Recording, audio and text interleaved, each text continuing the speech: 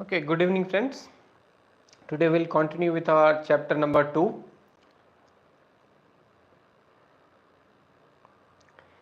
As we were doing the research methods, under that we had seen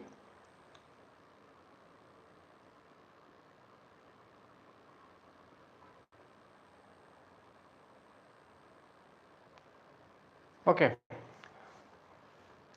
we were doing second chapter, the methods of psychology.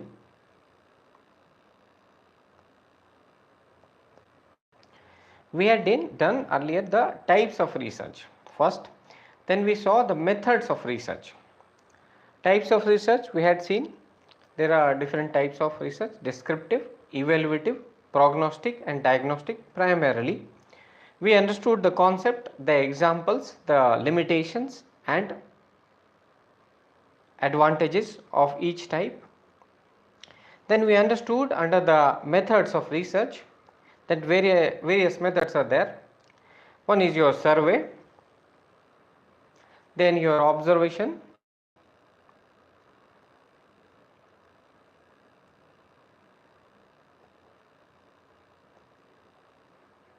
then case study and experiments.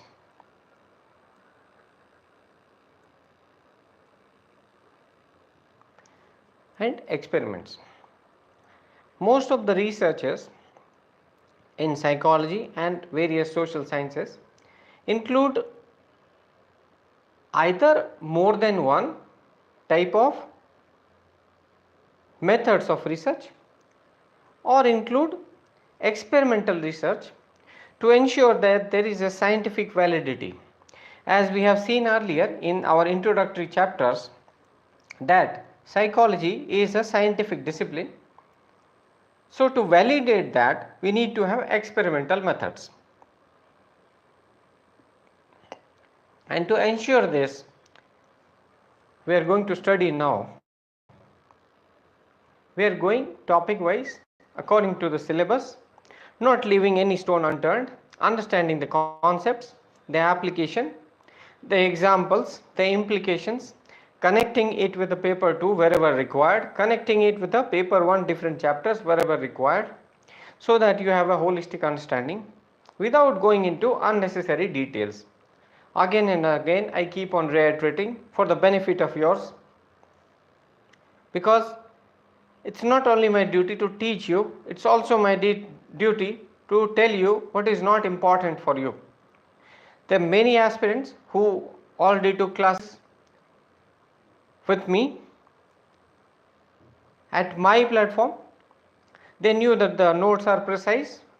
When they took the exam, they called me immediately after the exam, because I have that kind of rapport with them, that kind of trust with them. They immediately called me, sir, these are the questions appeared.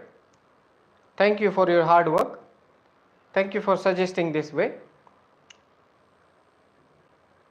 Most of them told that the paper 2, most of the questions appeared from the test which we have conducted. Paper 1, because there was very less time which they spent with me, 60% could be achieved. If they had spent 3 months as you people are spending with me, 3 months plus, you will see that most of the questions which will appear in the exam will be from the classes. Because you should have confidence in your abilities, which I have full faith in your abilities. You should also know what you are studying is not only good, it is more than enough. And if you just follow the instructions, keep on revising your notes, present it in the manner it is told, then you will be able to achieve 60% score. There is no doubt about that. So going by the syllabus itself, because the questions appear from syllabus, there is no doubt about that. Rarely have been few cases when some of the questions appear from here and there, and that too is not covered under that voluminous approach. So there is no need to fear, there is no need to worry. In fact, you should revise this again and again. One of the toppers, when I was talking to her this year, she said that although her optional is different, I was talking to her regarding the personality test. She told me that I revise the notes 8 to 10 times before the exam. This revision is possible only if your notes are precise. So we under all our initiatives will be following this pattern so that your hard work is also appreciated, respected. Now we'll start with the topic of experimental design. What we'll cover today is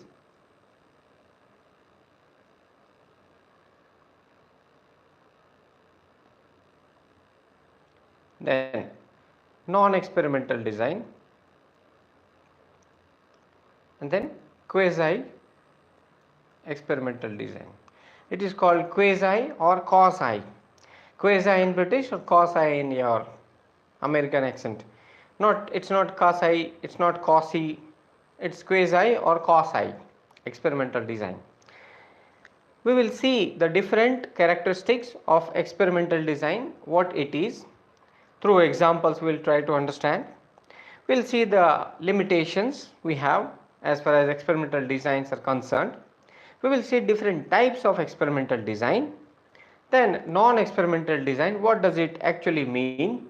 Then quasi-experimental design, what actually it means. Although we have covered it, let me tell you. Although we have covered only the introduction chapter, we have covered these things. You will realize when we cover it in the class now. This is called the repetition and revision, which you should go through again and again. This is the strategy to crack the exams like this, where if you score 50%, you are a topper. So experimental design. What happens in experimental design or experimental research? Both are same. Design is a part of the research. Design gives you the framework of the research. So either it is experimental research or experimental design, it is the same thing. Design is nothing but the framework of the research. Design is the conceptual framework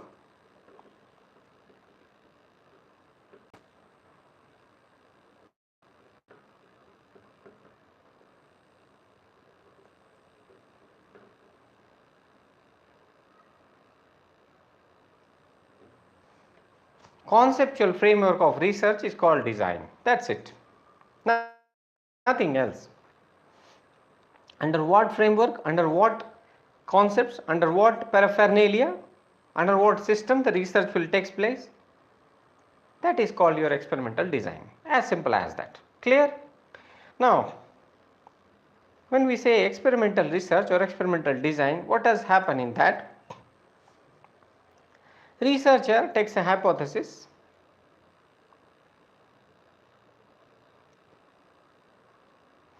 and as I told you, there is a null hypothesis which is opposite to what the researcher wants to prove.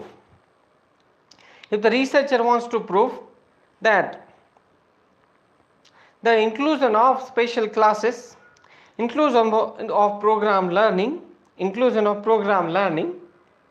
will ensure a better performance for disadvantaged section learners, the HO, that is your null hypothesis, will be that the program learning had no effect on disadvantaged learners. Now the researcher, being a psychologist, follows the method of skepticism.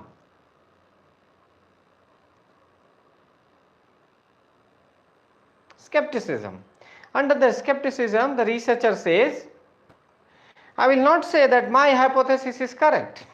Let's go the other way around. Let's say that the HO is incorrect. Reject the null hypothesis. When the null hypothesis is rejected, my hypothesis is correct. That is, program learning has no effect on DL. PL has no effect on DL, disadvantaged learners. Prove this wrong. If you prove this wrong, there will be two hypotheses, HA and HB, alternate hypothesis. They are called alternate hypothesis.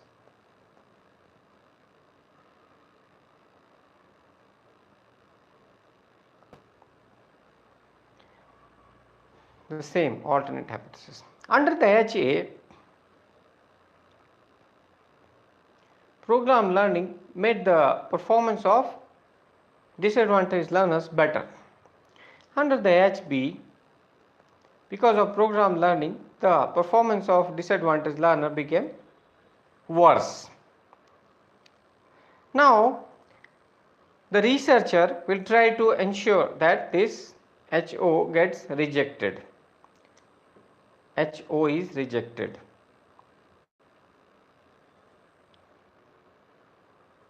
When the HO is rejected, what will happen?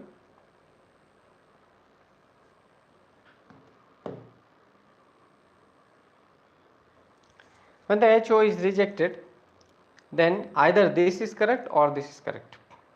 The researcher will again try to ensure that HB is proven wrong. That is, the program learning did not lower the performance of disadvantaged learners, but in fact improved the performance of it. So this hypothesis again will be rejected, HB. Then the researcher will reach to this conclusion. This is how it takes place. And you have to memorize this, you have to understand this, and then repeat it in the examination. This is as simple as that.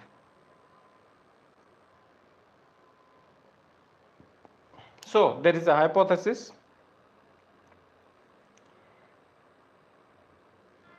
The researcher wants to ensure that this null hypothesis is rejected, and there emerges a definite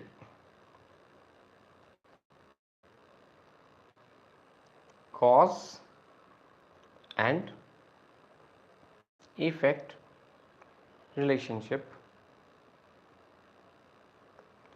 Definite cause and effect relationship between what? Between IV and DV. IV and DV. Now what is IV here? IV is your independent variable.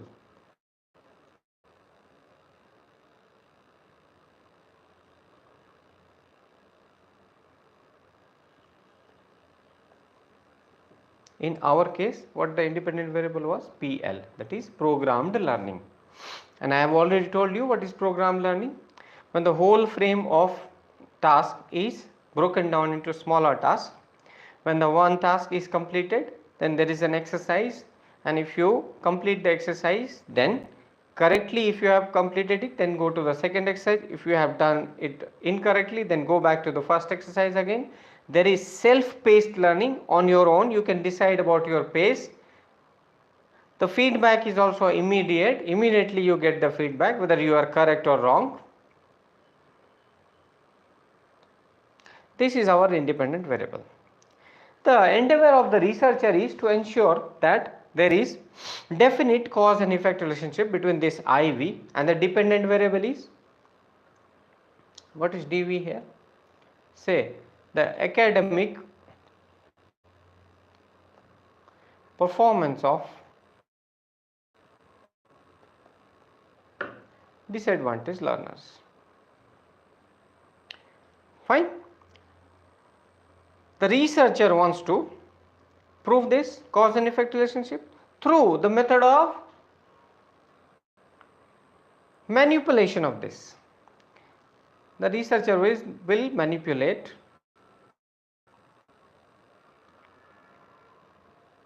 IV. What is the meaning of manipulation of IV?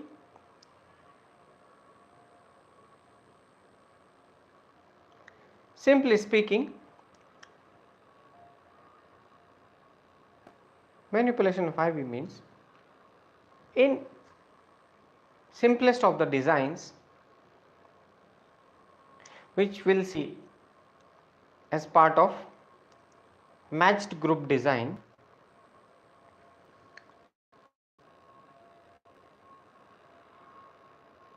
these are the true groups. This is experimental group, this is control group. We have 100 participants. Out of that, on the basis of race, gender, caste, creed, all other variables which are not our concern, which cannot be part of the study, these two groups are divided equally.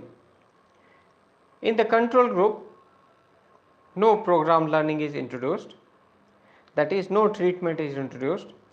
Here, the treatment, that is, program learning, is introduced. This is called the manipulation. This is done in a systematic manner by randomly assigning subjects. Who are the subjects? People. Subject, who is the subject? People. If you recall the Munna Bhai MBBS, the subject, they were calling the patient the subject. The Munna Bhai doctor says, no, this is not the subject, this is some name of the subject there. In our case, Ramu Kaka. Ramu Kaka is our subject in most of the cases. So, subjects, different subjects are assigned to either control group or experimental group, randomly assigned, just chosen based on random assignment, randomly mixing them, half of them into control group, half of them into experimental group.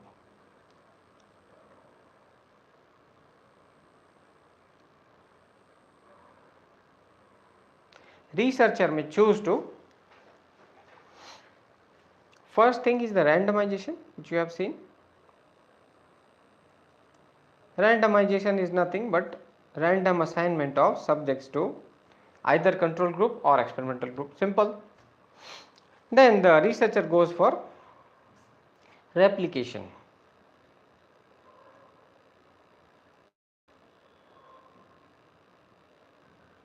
The same setup of experimental group and control group is repeated.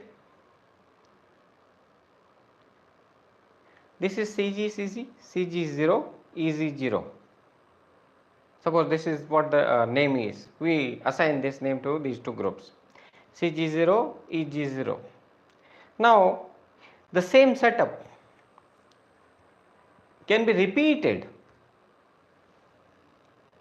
Replication, replicated. Parallel of this setup can be created with respect to different people at different places in different time zones. Person, place, time. PPT. How will it happen? As we chose the 100 people there, a different set of 100 people will be chosen. It will be repeated at the same place. Then with a different set of people at a different place, the experiment was done in the day. The same experiment will be repeated either in the evening or at night, evening classes or the classes at odd hours. Why we are doing this? To ensure that all other variables which are not part of our study, they get cancelled.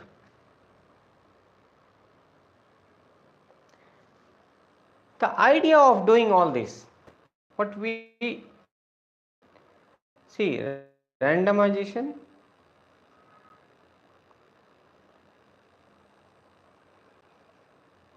and replication, basically these two, and these two combined, when these two are combined, they form the basis of local control,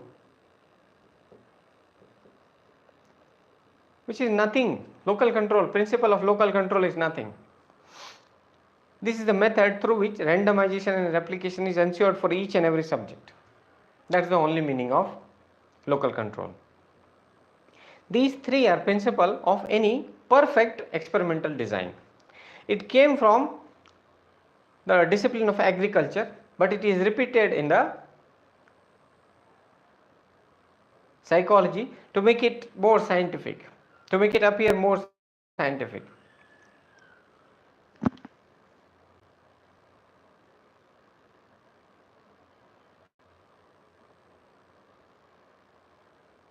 So to ensure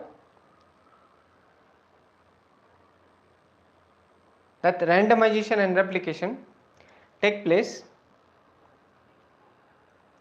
with respect to different people, different set of people at different places in different time or different hours and different time zones. The experiment is replicated.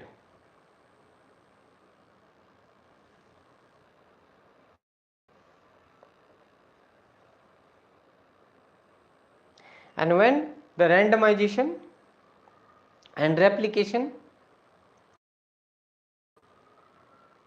is used for the smallest unit,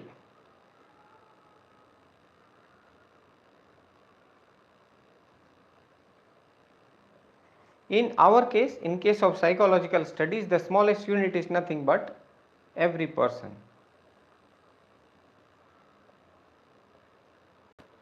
In case of agricultural studies, there is a large field. This is the large field. This field is divided into small units. These are the experimental units there in case of agriculture. Experimental units are the smallest part of the field. In our case, in case of the psychological studies, the experimental unit is nothing but a single person.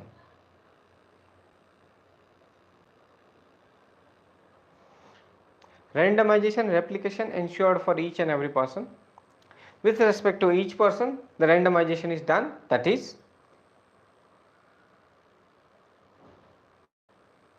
for different sets of people, random assignment at different places in different time zones. The three principles ensured. Now, when these three principles are ensured, what you have to write in the exam regarding local control, randomization. Randomization you have understood. When a group of people are randomly assigned to either control group or experimental group, it is randomization. What is replication? When the experimental setup is repeated with respect to different sets of subject, different set of places, different set of time zones, it is replication. Principles of randomization and replication are ensured for each and every person, that is called local control. When these three principles are ensured, then we say that the sets or the conceptual framework of experimental design has been ensured. That's it, simple. Now,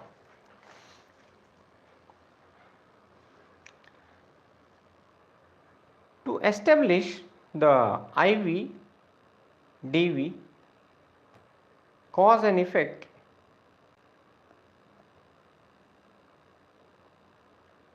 relationship in an objective manner,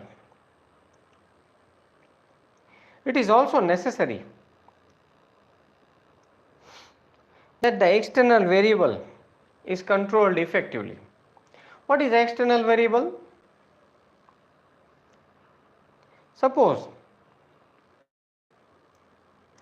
we are studying the effect of program learning, which is our IV, on the performance of disadvantaged learners. But we have not taken into account the individual differences, that is, of there are so many disadvantaged learners, there are differences between all these, among all these, with respect to their IQ. They are disadvantaged learner for sure, but within them also somebody's IQ may be 40, somebody's IQ may be 50, somebody may belong to higher socio-economic status and some other may belong to low socio-economic status. So, difference with respect to status, social and economic status, simply you can understand on the basis of the in our context, in the context of India, the caste is one of the markers of socio-economic status. Then there may be differences with respect to gender,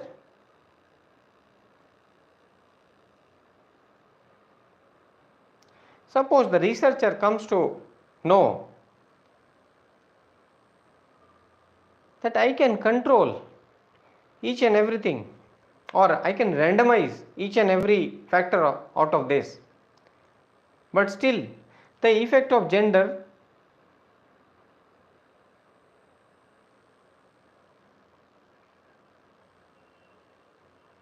I will not be able to control naturally. For that I will have to bring artificiality. So this will become the external variable.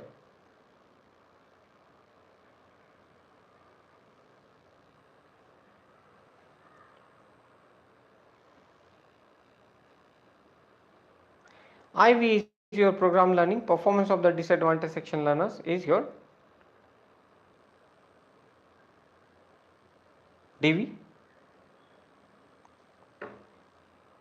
To ensure an objective relationship between cause and effect relationship between IV and DV, there needs to be control of EV, and EV in our case is gender.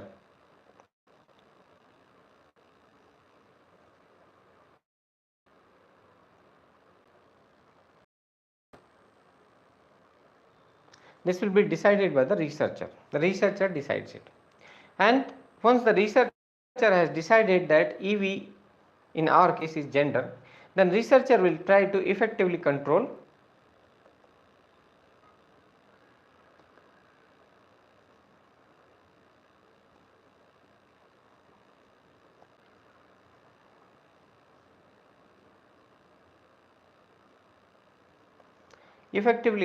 the effect of gender, control the effect of gender, control the effect of EV, so that EV does not affect the IV-DV relationship. And how will the researcher do it? Apart from the natural randomization which takes place by chance, the researcher will deliberately ensure that with respect to gender, there is no difference in the groups. That is, if this is your control group and this is your experimental group,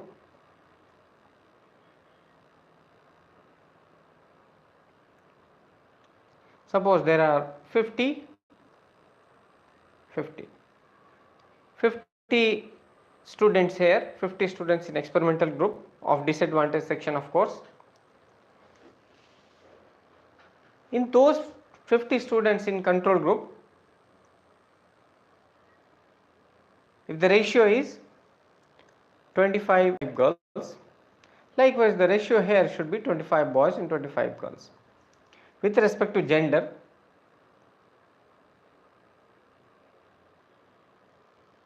there should not be any differences in both the groups.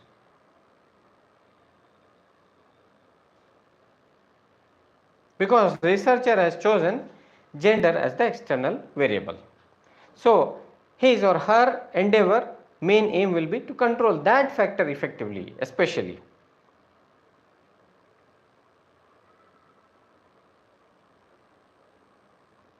So the main characteristics of your experimental design or experimental research comes out as ED or ER, experimental research. Main characteristics are: 1. Random assignment,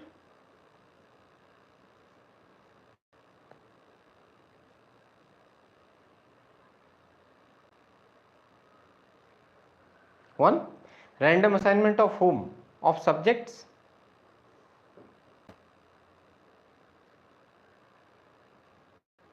1. Secondly, effective control of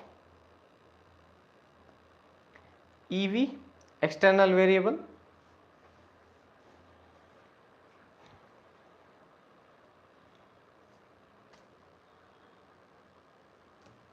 That we have seen.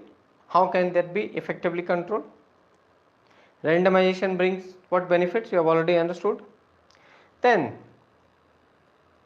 The IV is systematically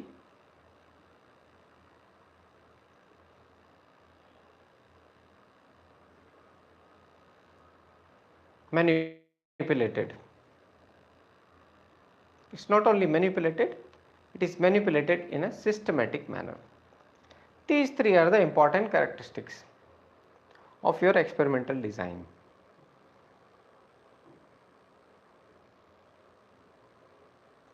IV is systematically manipulated, EV is effectively controlled, and there is random assignment of subjects between the groups or among the groups. That's it. Another thing which is the outcome of this research design is when we are measuring the DV, that measurement will be objective.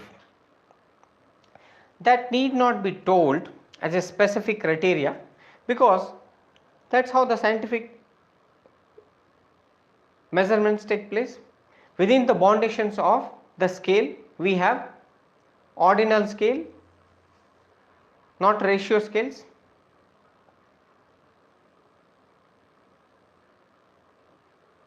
Ranking scales or interval scales.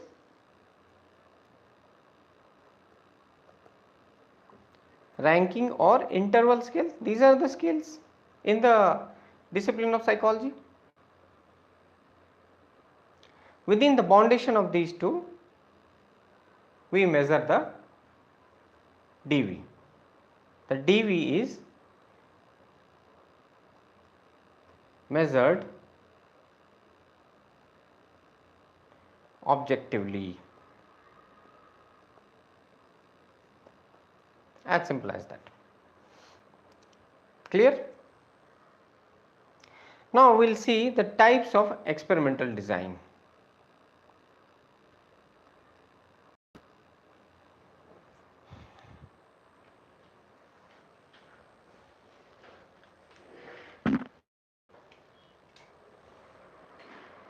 What are the types of experimental design?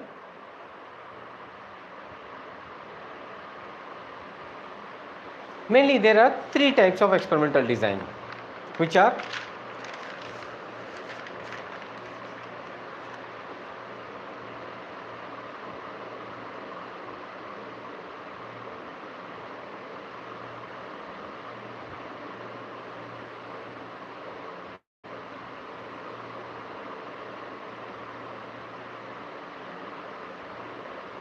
between subject, within subject,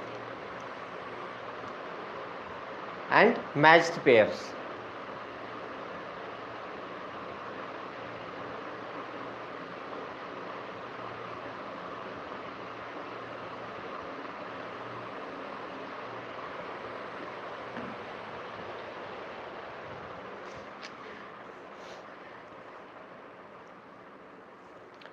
We have three designs: between subject design, within subject design, and matched pairs design.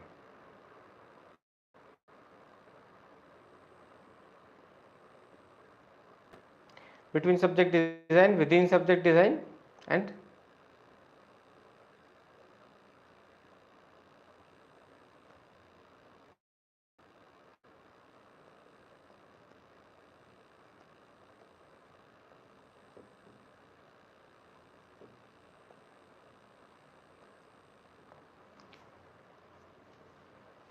these three.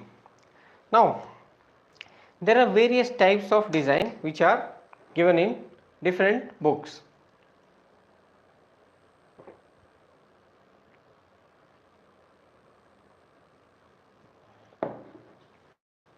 You need not be confused. You need not bother about what is given in Kothari or Sharma, Ramesh Singh, and various other books. The idea is that you have to understand the conceptual framework. What is happening? What is between subject design? In between subject design, the simple group, what we saw, two groups are formed. This is your control group, this is your experimental group.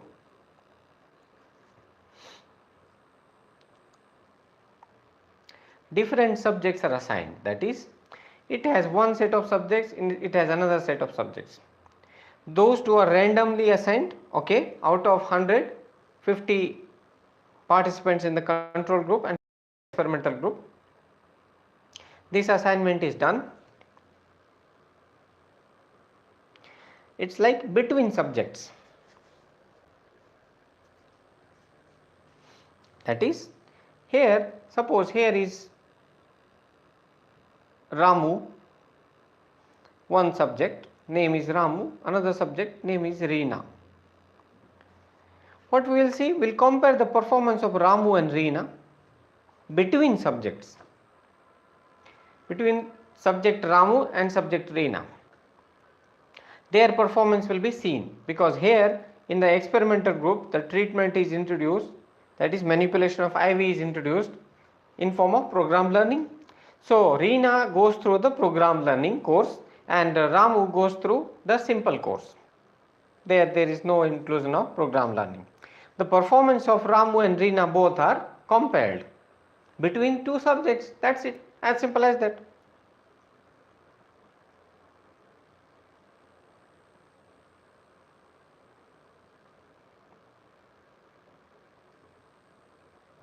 What happens in within subject?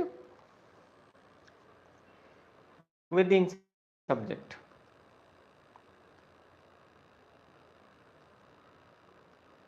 In that,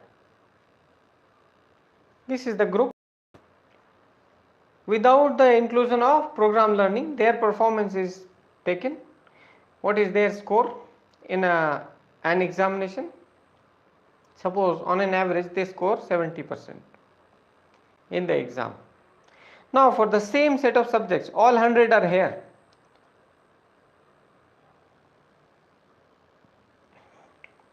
Now program learning is introduced.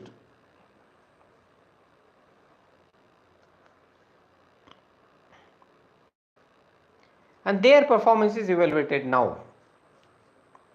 Now it is seen that after the inclusion of program learning, their score becomes 75%.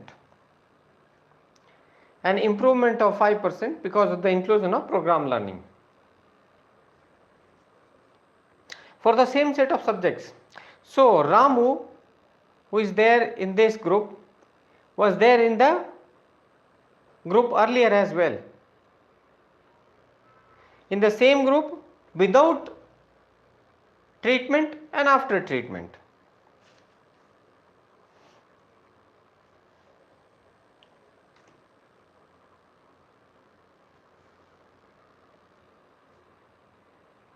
Before the treatment,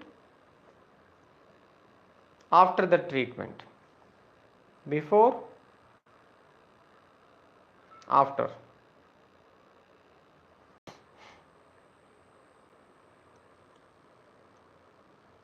Same subjects, Ramu here.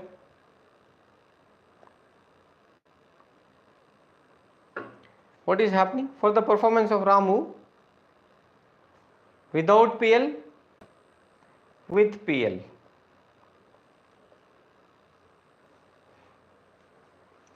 Performance is compared. This is called within subject, within the subject.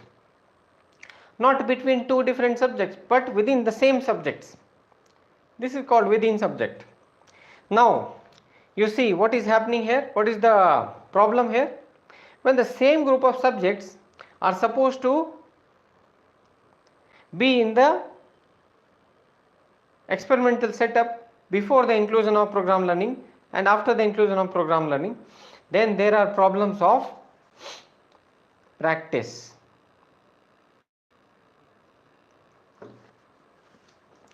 There are problems of fatigue. Same people in both the experiments, they will get tired or not? Yes. Practice effect, they understood what will come in the examination, so they know most of the questions, their performance will improve. Practice effect. And there is a problem of attrition also. Attrition is a problem. To retrieve them, many of them will run away. हो गया हमारा, हो control group में हो गया performance, PL include किया नहीं किया, दैट्स योर प्रॉब्लम। देखो, so what is the problem there? Practice fatigue and attrition in the within subject design. Between subject में क्या होगा?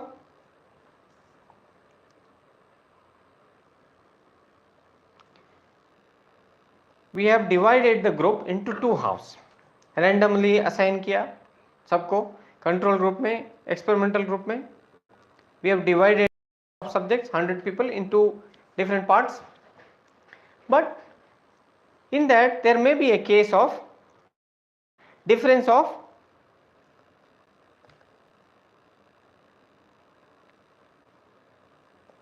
race, gender, caste, etc., many other factors. However hard we try to randomize, but still there may be this case. There may be difference between these two groups with respect to other variables. These variables are called confounding variables. इनको क्या बोलते हैं? confounding variables, छुपे हुए.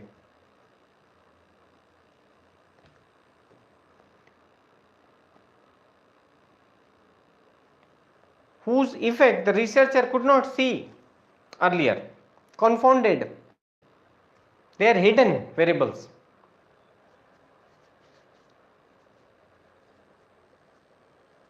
Within subject में there is a problem of practice, fatigue and attrition. Between subject में there may be a problem of these confounding variables with respect to race, gender, caste, IQ का भी हो सकता है.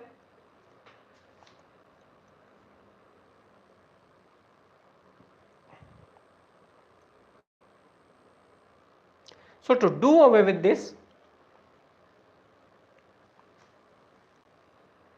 matched pair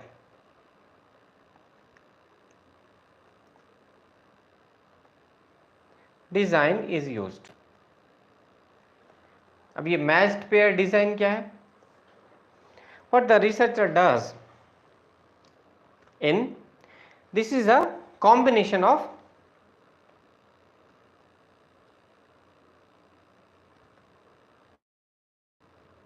and within subject. Between subject और within subject का combination है. This is a combination of these two.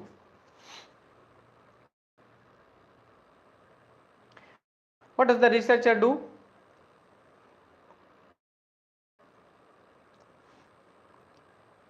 पहले researcher, the 100 people are there. Researcher will try to make pairs of 50. 50 pairs बना लेगा. Pair 1, pair 2, pair 3, up to 50. Pair means 2 people. Researcher will try to ensure that these two are same in all the respect. That is, with respect to race, gender, caste, IQ, everything. जो factors affect कर रहे थे between subject में, उन सारे factors को ये equalize कर देंगे यहाँ. सारे pairs बना लिया. Now half of the people will be sent to control group and half of them will be sent to experimental group.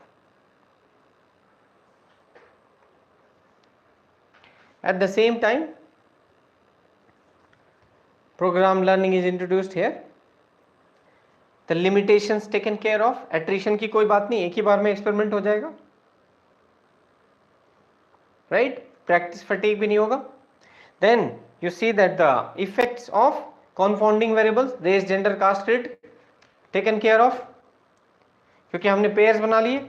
But tell me one thing honestly, is it so easy to find the pairs? No. Pairs तो वो नहीं बना पाया. The God could not create the pairs.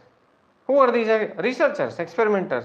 भगवान के बस की बात नहीं है pair बनाना. तो it becomes so difficult to find the pairs, similar kind of people. So there is a limitation as far as matched pairs design goes.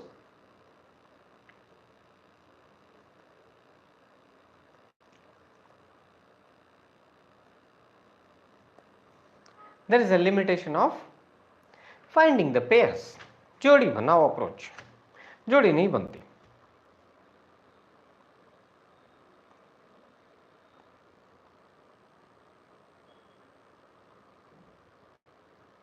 It is very difficult.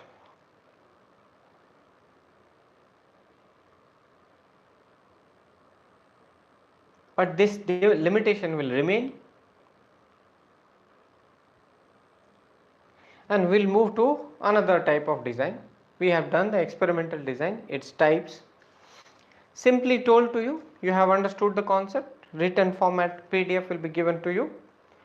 You can read that. Commonsensical understanding is there with you. You have understood the limitations and disadvantages of various formats.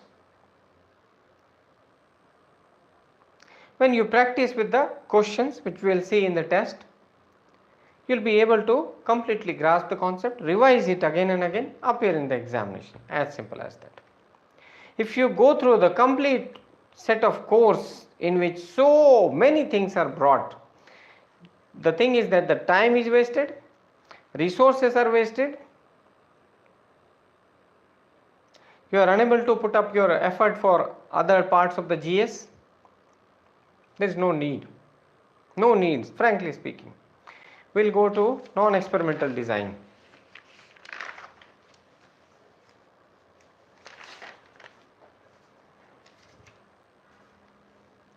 NED. What is NED? NED is your non-experimental design. What happens in non-experimental design? See, we have seen three major characteristics, basic characteristics of experimental design. That is manipulation of IV, control of EV, and randomization.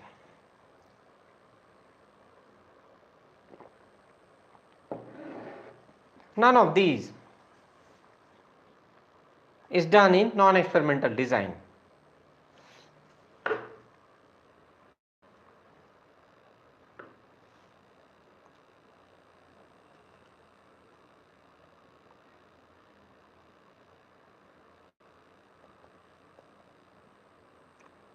Not done.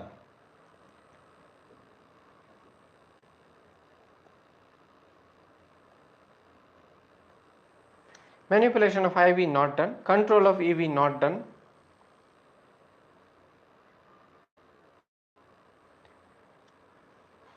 randomization not possible.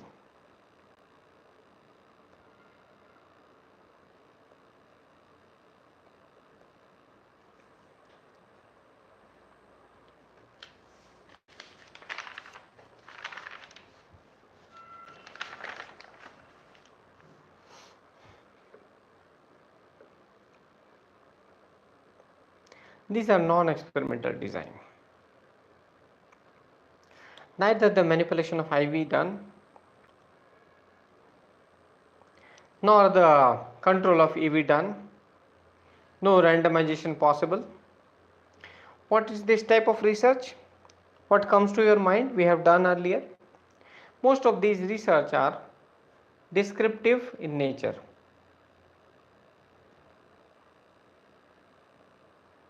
Descriptive research,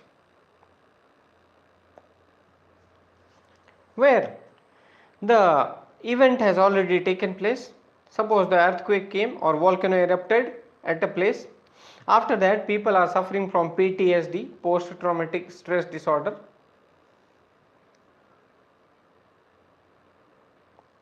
IV manipulation not possible. External variable, you cannot decide what is the external variable because you don't have an IVDV design itself. Randomization of groups also not possible, neither desirable. You have to just describe what is happening. You are describing the what, when, where, but you are not bothered about the how and why of the research. This is your non-experimental research or non-experimental design. Most of the researches in social sciences, especially psychology, take place in this fashion because of the limitations of ethical considerations. No control over IV because unfortunately we cannot control earthquake or volcano eruption.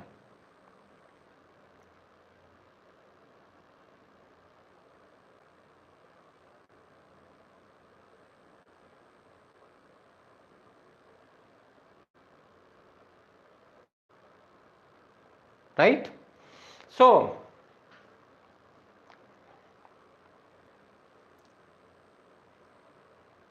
most of the researches in psychology cannot take place in experimental way.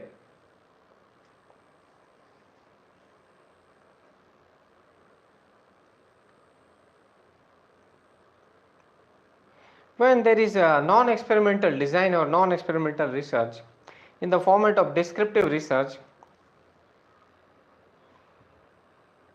the causality cannot be established. That is, IVDV establishment of cause and effect relationship cannot be established. So there has to be a midway.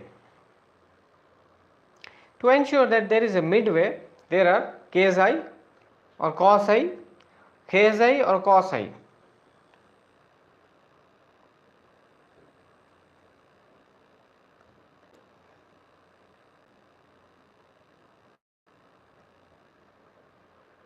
Quasi experimental research or quasi experimental research.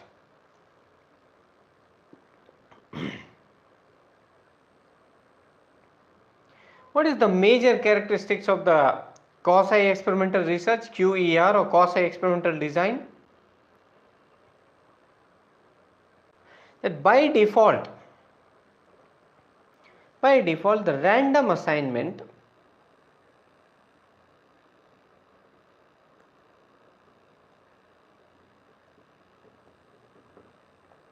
of subjects into control group and experimental group cannot take place.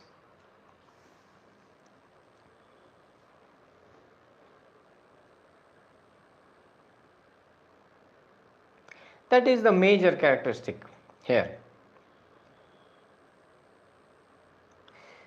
Researcher still has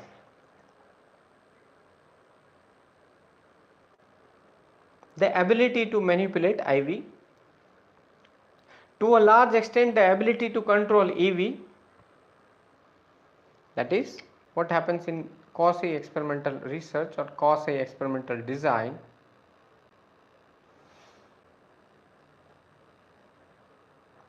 IV manipulation,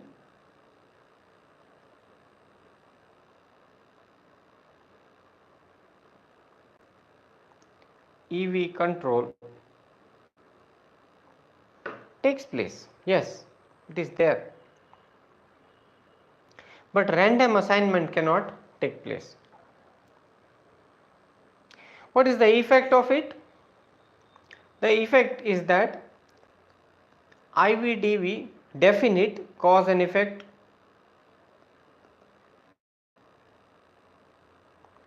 relation can't be established. IVDV cause and effect relationship cannot be established because random assignment has not been done, and because of that, despite the fact that the researcher tries to control EV effectively, researcher manipulates the IV as systematically as possible, but definite cause and effect relationship does not take place as effectively as it does take place in the case of experimental design. So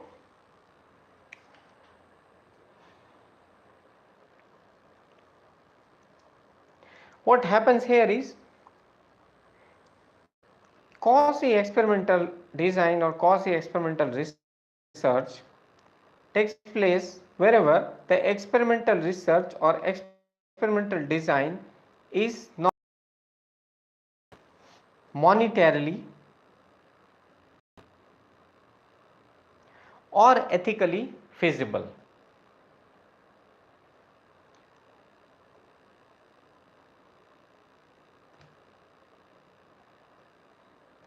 Monetarily or ethically, it is not feasible to do.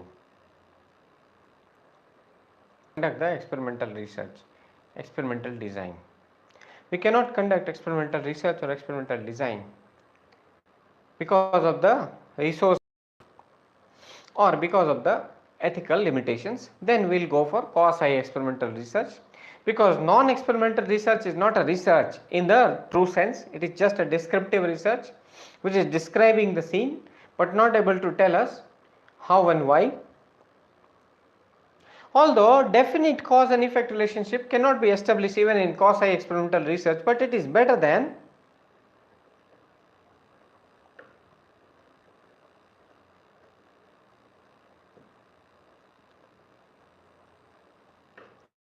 experimental design is better than quasi-experimental design is better than non-experimental design for sure, if we look at it in terms of objectivity.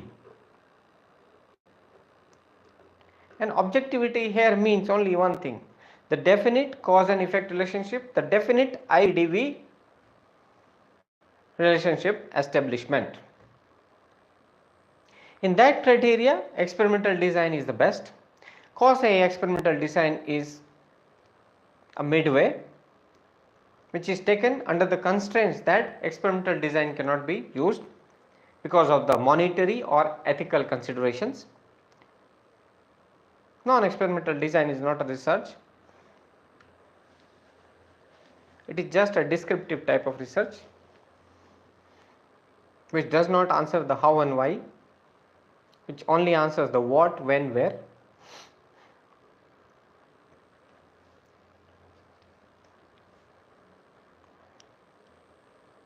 Now,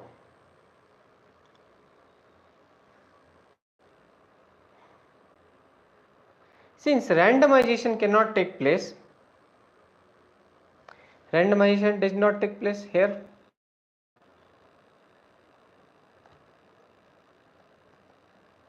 did not take place because of the confounding variables.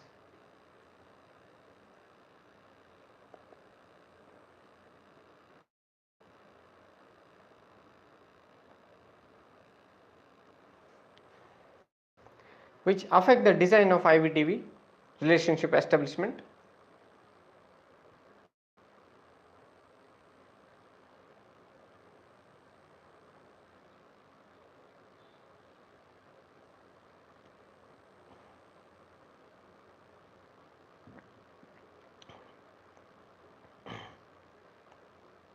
And to take care of that,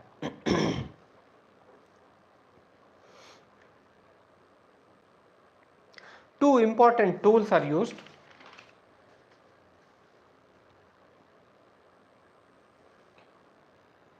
One is your matching or pairing,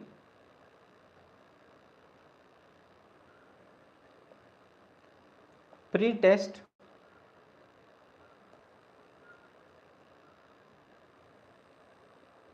post-test design.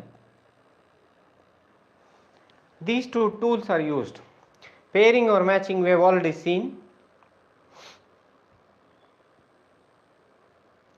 Pre-test, post-test design also we have seen in case of experimental design when we were doing the types.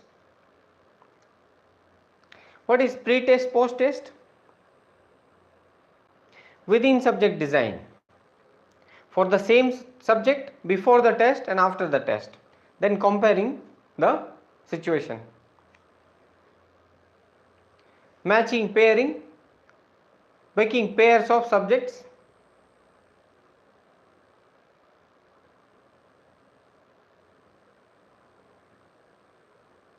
These two methods, these two tools are used to ensure that objectivity is there in the quasi-experimental design as well. We will come to these two. First of all, let us see the types of quasi-experimental design.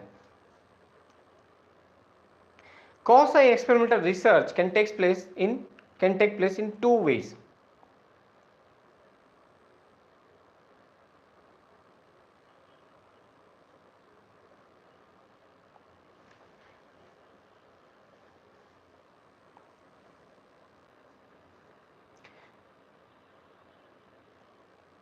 One set of research under the quasi-experimental research or quasi-experimental design,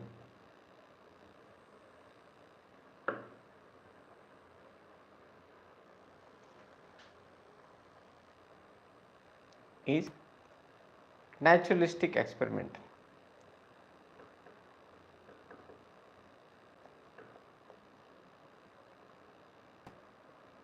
Another set of research is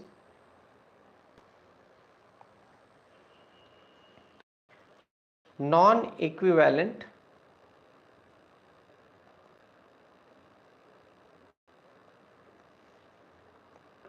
group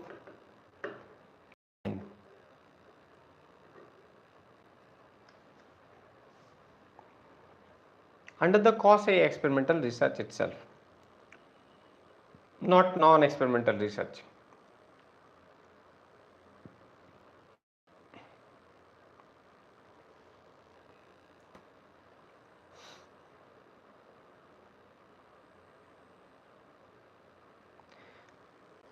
In the naturalistic experimental research or naturalistic experimental design under the quasi-experimental research method, the experiment takes place, the quasi-experiment takes place in the naturalistic setting. That is, some event has already taken place. Suppose the earthquake has already taken place.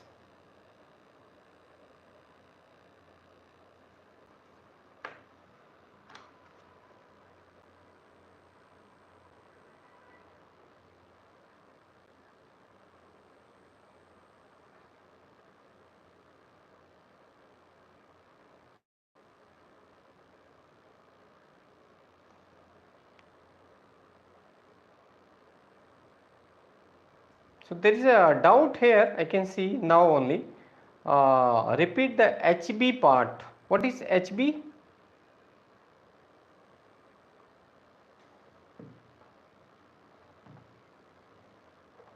Can you write it again? What is HB? What do you mean by HB? So it will be addressed, don't worry. Otherwise, after the class also you can ask. Earthquake has taken place. Now the researcher says that when the earthquake has taken place, in that naturalistic setting itself, people are suffering from PTSD, post-traumatic stress disorder.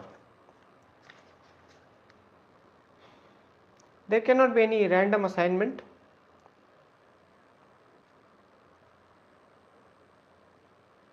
But researcher chooses a group of subjects whom he gives a therapy. This therapy is client-centered therapy. Okay, HB alternate hypothesis. Okay, there were two hypotheses. Suppose the null hypothesis is, researcher says, let's explain it. HO is that the program learning has no effect on your performance of disadvantaged learner. The alternate hypothesis will be program learning improves the performance of disadvantaged learner. It is improved. The alternate hypothesis number 2 is program learning lowered the performance of disadvantaged learner. After the inclusion of program learning, the disadvantaged learner performance went down. That was the HB, alternate hypothesis. These things are created only because psychology believes in skepticism. They are not saying that I am correct, I am only correct. They will say, prove I am wrong. Prove that I am wrong. I assume that I am wrong. Now prove me wrong. An alternate way. So this is null hypothesis. The basic idea of researcher is to prove that the null hypothesis is rejected. When the null hypothesis is rejected, the researcher proves his theory, when it becomes a theory. So we'll move to your earthquake. Post-traumatic stress disorder, the researcher introduced client-centered therapy to a group of subjects. Now for this group of subjects, These are not randomly assigned. He does not choose an experimental group or a control group. A group of subjects are there, they are assigned a client-centered therapy. This is called IV. IV manipulation is taking place. IV is being manipulated for sure.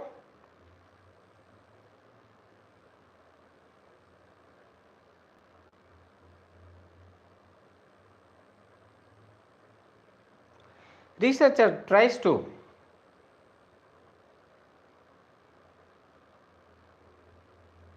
control the EV also.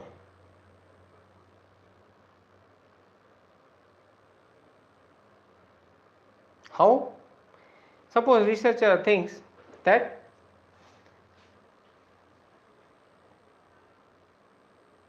people staying closer to the location where earthquake took place, they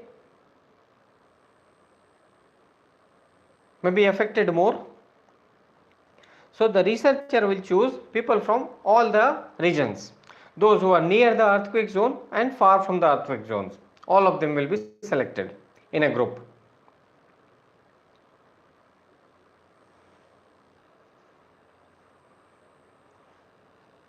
This group given client-centered therapy, that is IV. External variable is controlled by having people from all areas in this group. This is your experimental group, control group, in both the groups, all the areas. So the external variable is also controlled because of this.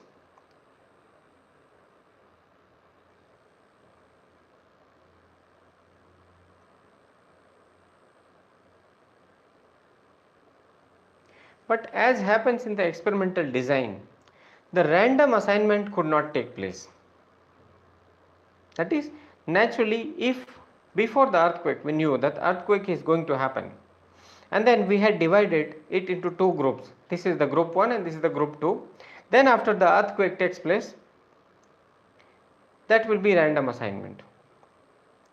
Now many other effects have already taken place, we don't know about. That is why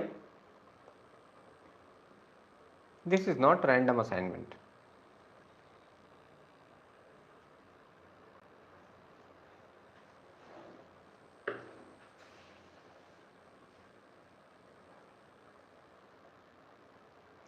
IV manipulation taking place, EV control is also there, but random assignment could not be done. Two sets, two types. One is your natural experiments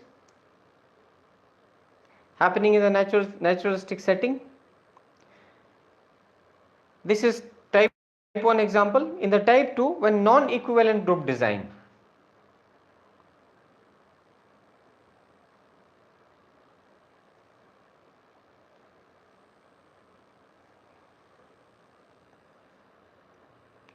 Where when we are making the two groups,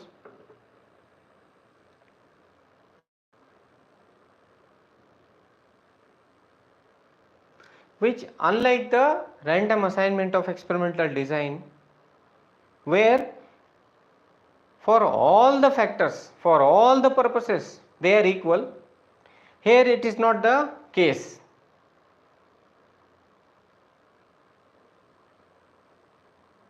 The two groups are made, but they are not equal. That is why they are called non-equivalent.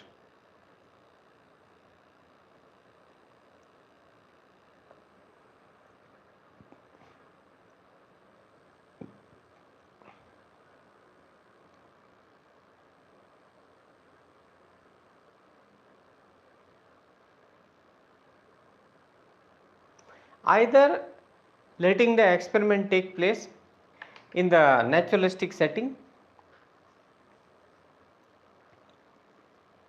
or making two groups which are definitely not equivalent because the random assignment has not taken place.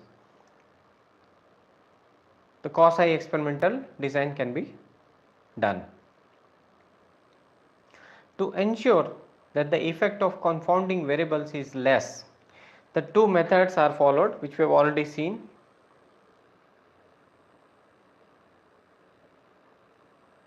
Matching and pre-test, post-test. What happens in matching? Again, the pairs are formed. What is done? Two people, two subjects, a pair of two subjects, both of whom are equal in all purpose. For all purposes, they two are parallel of each other. They are copy of each other. This is matching or pairing. We have seen that in this case, it is time and cost intensive.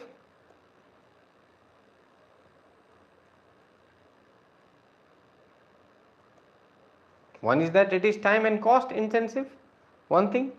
Secondly, it is very difficult to find pairs.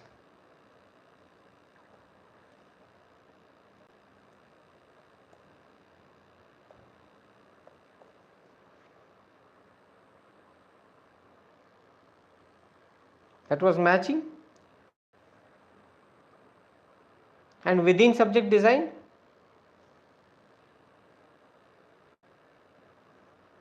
which is pre-test, post-test.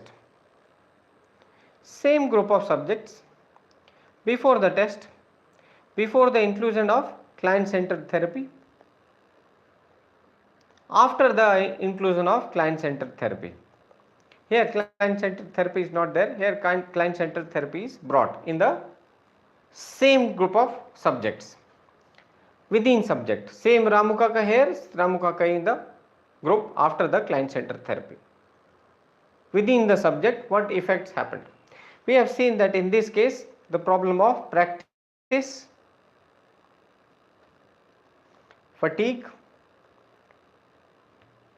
and the problem of attrition are all apparent.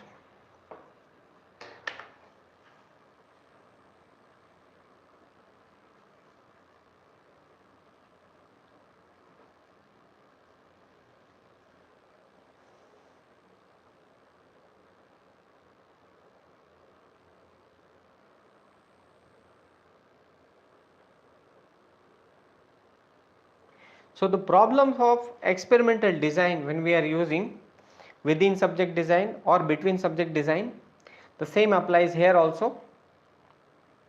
There, to take care of these two, matched group design is used in case of experimental design. But there also it is very difficult to find the pairs. That is why the idea of the researcher is that as much as possible, as far as possible, there should be lab based experimental research, and we should follow the principles of replication, randomization, and local control.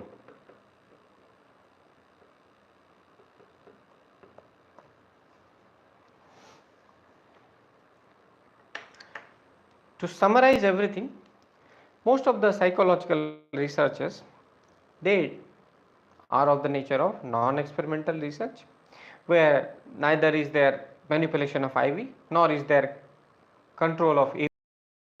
No randomization can take place. These are only descriptive researches. Experimental design is not always monetarily feasible. It is not economical to go ahead with that. It is not ethical to go ahead with all the situations to go ahead with the experimental design, experimental researches. So a quasi experimental design is taken as a midway. But randomization does not take place in quasi experimental researches. Because of that, definite IV-DV cause and effect relationship cannot be established. To take care of the problems inherent in the quasi experimental design, which is the emergence of confounding variables, we use the methods of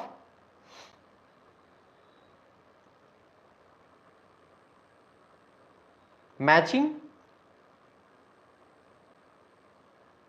and pre-test post-test design.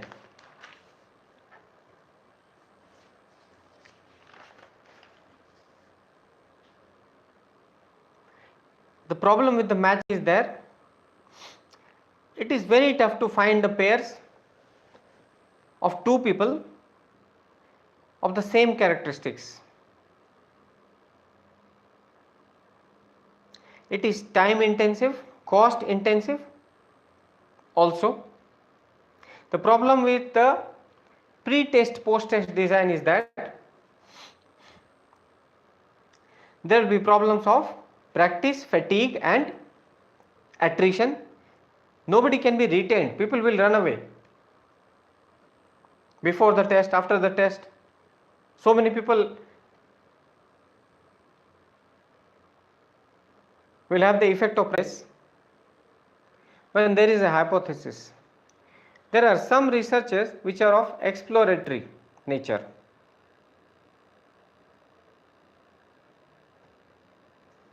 Where the researcher goes with an open mind.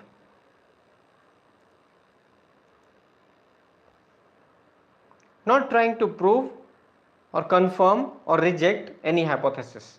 That was the answer to the question. But when you are writing these answers, you have to understand the essence in which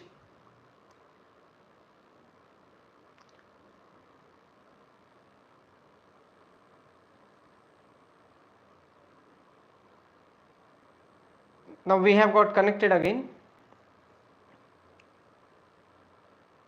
Well, I was talking about the question which has appeared this year regarding the hypothesis. Is it true, is it necessary that the researcher will start with the hypothesis for all types of researches? The answer is no. There are two types of researches. One is your exploratory, where the researcher goes with an open mind in the case of grounded theory approach, where the researcher goes with an open mind, collects the data, then tries to reach upon a hypothesis or a theorization. There is no need of hypothesis, but when there is the research is confirmatory.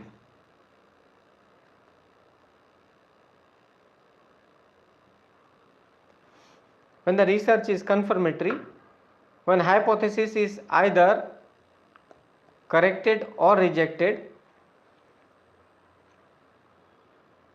the researcher goes with the hypothesis.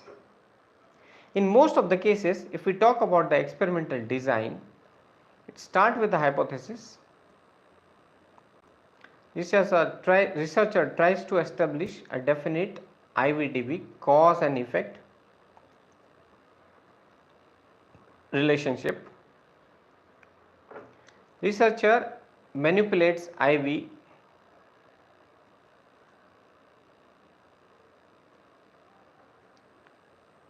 researcher controls EV.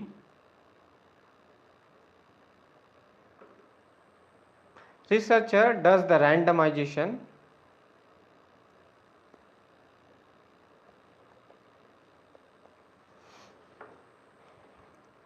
This is called the perfect or true experiment.